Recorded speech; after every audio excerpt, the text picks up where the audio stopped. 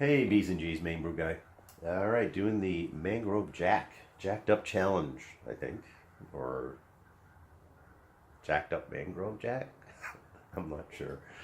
I have a really bad cold, and it's cold as shit out here. It's raining. It's probably close to freezing, so it's just damp and cold. It's miserable. But at least it's not freezing, so I can work without water freezing on me. So my Mangrove Jack is... well, let's take a look. Maltodextrin, Bavarian wheat, 1 pound. Dextrose, 1 pound. The kit I have is Bavarian wheat. Mangrove Jack.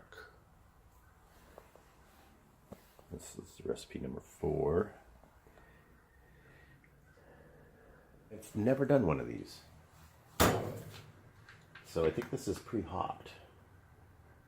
I actually got to do a little research. I think this is pre-hopped, so I think it just wants you to get it to boiling. Let's see. Oh, those instructions right on the back. Let's see. Don't do a lot to this. It's pretty easy. It's like the Cooper kits. I've never done one. I've never done a Cooper kit either. I heard they're really good. Yeah. Yeah, you're just getting it to a boil. Then you dissolve everything in, top it off with cold water, and you're done. So I'm going to add a little bit of hops. I'm going to boil just a little bit. I am actually doing a little mini mash. And I believe that's 2 pounds of Vienna and 4 additional pounds of 2-row. I do have some white wheat malt up there. I'm actually packing, so everything's kind of cleared off. I kept a few things out for this. This is my last brew in Pennsylvania. And it is also my first brew of 2018. So, yeah. So I think I'm just going to do this, which is going to put me at 1062-ish is what I'm shooting for. So I'll probably just do like a 20. Well, I'm going to do a full boil on this, if I have enough room, which I think I will. I'll do a full boil on that, which is going to be a really, probably like 1022, something like that. And then I'll add all of this other stuff and some hops. So I think I'll add that in on the last, probably like 5-10 minutes. But I will start hopping in around 20 minutes. So it's going to be a little weird. We'll see how it turns out. Alright, I'll keep you up to date as I go. Oh, also it's raining. It's cold. It's like 33 degrees, cold and raining, and I feel like shit. And I'm cleaning and rebuilding kegs. Yay. Because I'm packing and moving again. For the last time, I hope. Alright. Look like shit. It seems hardly worth it. The 6 pounds of grain. Underletting now. Yeah. That's gonna be a real light mash. So I'll have to worry about oversparging that to get to the desired volume. So I'll probably only sparge a little, kind of watch the output, and if I'm close to 1.012 on the runnings, I will stop it, and then I'll add just water to the boil kettle. I think that's what I'll do. I don't want to extract tannins. It's one of these on the fly kind of brew days. Just kind of like figuring it out as I go. Probably not a good thing. Certainly won't be repeatable. Getting close to the end of the mash here. This little foam tower. It does that every now and then. It's mostly it does it with the wheat. I don't know if you can see in here, guys. Yeah, there we go. It'll adjust. Whoa, foggy. But there's my runnings for the simple 6 pounds of grain that I mashed. And I'm just going to let it run off. I did sparge a couple of gallons over the top. And then I'll just monitor the runnings and make sure I don't dip below 1.012. I think I'll just cut it off at 1.2. And I decided to rebuild all 3 kegs. And in the process, I sheared off one of the pins. I have pin locks, so I've got to get a new post on one of them. Damn thing was on there like really good. All right, I think I'm getting close. Let's see what it's. Let's see what I get here. Whoop.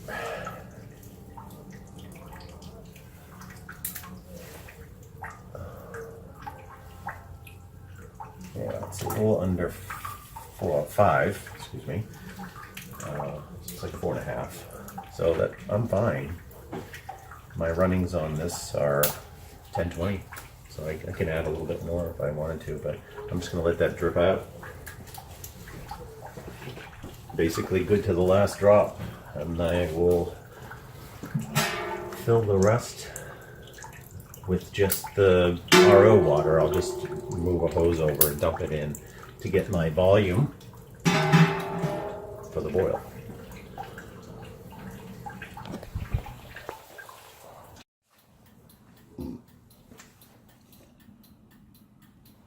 All right, I added the DME and the maltodextrin. Let's see, I used US TET on the 60 minutes. And then I think I'll add a little bit more of the TET when I put in the Bavarian wheat portion of this near the end of the boil. And then I will top off to where I was looking to get to, which was 1062. See? Oh, I gotta clean the mash tun. Crap. Okay, the Mangrove Jack is in there. It comes with this M20 dry yeast for Bavarian wheat. So we'll see how that does. And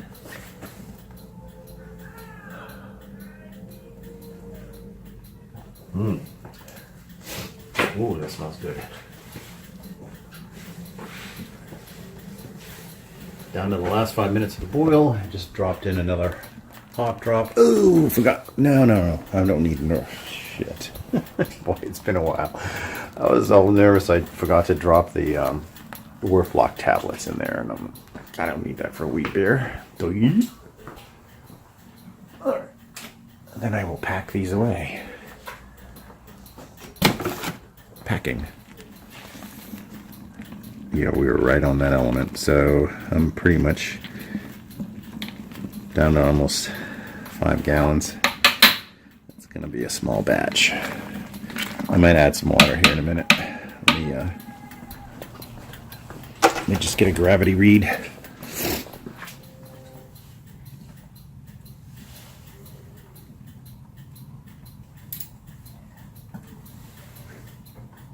Whew.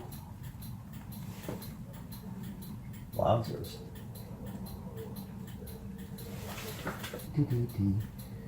18.5, which is 1078, I think.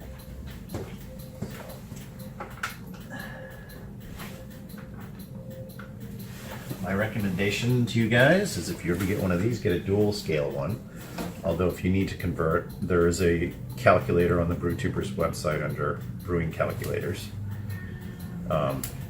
So I need to get down to 16, so I have to add water. I did not drain off my RO water yet, so I will go ahead and move some over. And I'm going to kill the boil.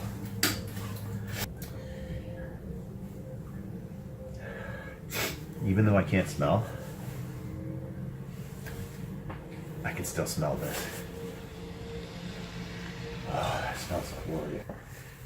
Really not set up to do it this way.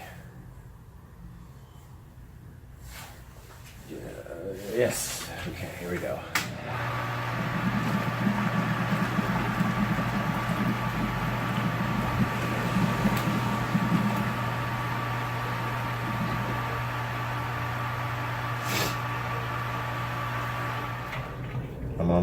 I've almost killed my New England IPA keg.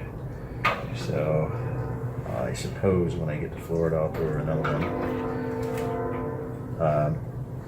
Not that a lot of you travel, but perfect reason for me to use RO water is I would have had to change all my recipes for the third time. And you might say, why is that, Gary? Well, when I moved from Maine to Massachusetts, the water profile changed considerably. And when I brewed some of my regular beers with the same recipe, they didn't come out the same. And either I would have had to rebuild the recipes or tweak the recipes to the water profile, or I just said, you know what, now it's time to do RO water. So I did RO water.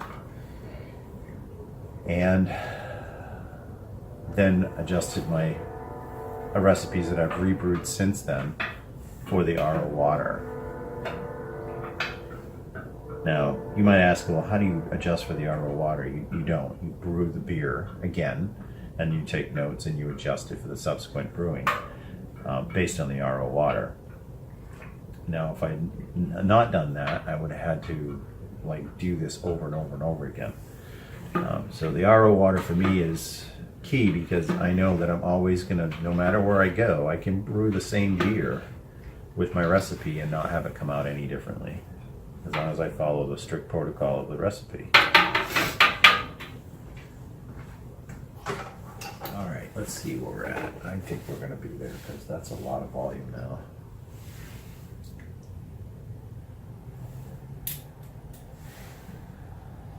Oh yeah, we are there. Actually, we're just a little under. We're at 1060. I was gonna guess.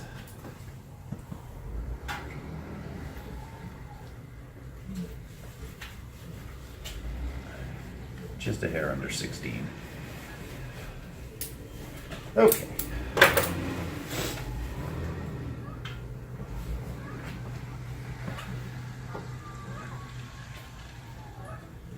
Now we're just going to cool this down real quick because the water is freezing here, so I should be able to cool this down right into the chiller, right into the carboy.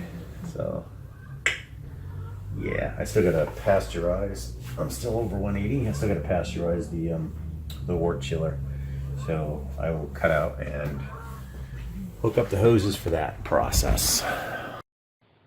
Hey, beef and cheese, all put away and cleaned up. And I am boxing this stuff up. My brewery is getting packed away. Packed away.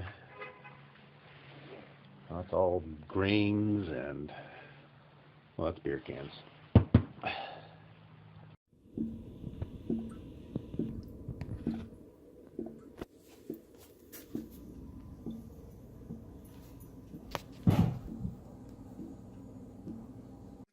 Put your hands up